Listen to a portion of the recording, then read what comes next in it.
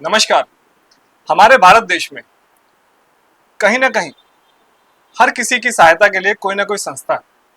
जैसा कि आपको पता है, गरीबों की हेल्प के लिए एनजीओज हैं, शिक्षा के लिए एनजीओज हैं, और भी बहुत से ऐसे क्षेत्र हैं जिसमें एनजीओ या समाज सेवक खड़े हो जाते हैं।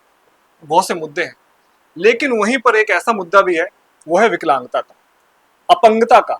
अगर आदमी अपाहिज है तो उसके आय के साधन क्या होंगे?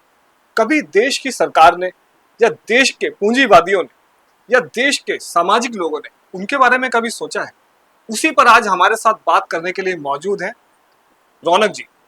तो रौनक जी, आपने ये कैसे आपको आइडिया आया कि भाई इनके बारे में भी सोचना चाहिए, और ये क्या आइडिया है? मेरे साथ ऐसे कई हादसे हुए हैं, जैसे कि मैंने कई विकलांगों को देखा और वो लोग मेरे पास मदद के लिए आए।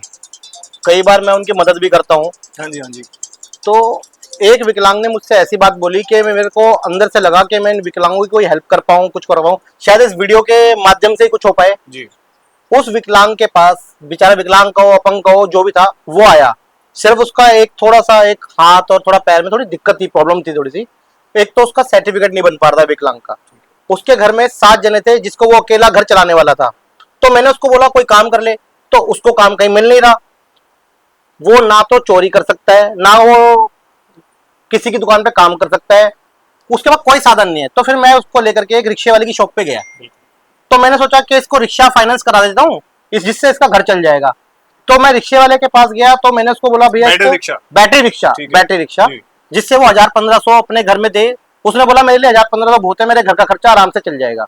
तो मैं जब उसके पास लेकर के गया, तो उस दुकान वाले ने बोला कि इसका जो है ईवी का लाइसेंस चाहिए होगा। मैंने ईवी का लाइसेंस इसके लिए? कह रहा इसके लिए विकलांगों के लिए, विकलांग हो चाहे कोई, उसको ईवी का लाइसेंस चाहिए। मैंने कहा इसका लाइसेंस तो बन ही नहीं सकता, क्योंकि गवर्नमेंट ने कोई ऐसी गाइडलाइन दी नहीं है कि आप विकलांग का लाइसेंस बन जाएगा। तो मैंने बोला कोई और वो इसका कोई नया रास्ता या कुछ भी हो। तो उसने साफ मना कर दिया। मतलब विकलांग के लिए भी कोई ऑप्शन नहीं है, कल को वो कुछ 2 पैसे कमा पाए। ना वो रिक्शा ले सकता है, ना वो चला पाएगा, ना कोई उसे काम पे रखेगा अपने पास।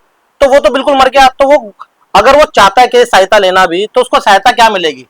तो उसके साथ तो 7 जने मर रहे हैं, वो तो मर ही रहा है, उसके साथ में जो जुड़े हुए हैं 7 लोग, वो भी मर रहे हैं। तो कुछ गवर्नमेंट को ऐसा सोचना चाहिए कि इन विकलांगों के बारे में भी, कि कुछ इनको कमाई का रास्ता कहीं ना कहीं से दे, या तो इनको ई रिक्शा के रूप में दे या किसी और रूप में दे। इनका कहने का मतलब है कि कोई ऐसी पॉलिसी जो ई रिक्शा के माध्यम से ही अपना पैसा कमाए, धन कमाए, इनके लिए एक सहज रास्ता ऐसा हो कि इनके आय के साधन बढ़े।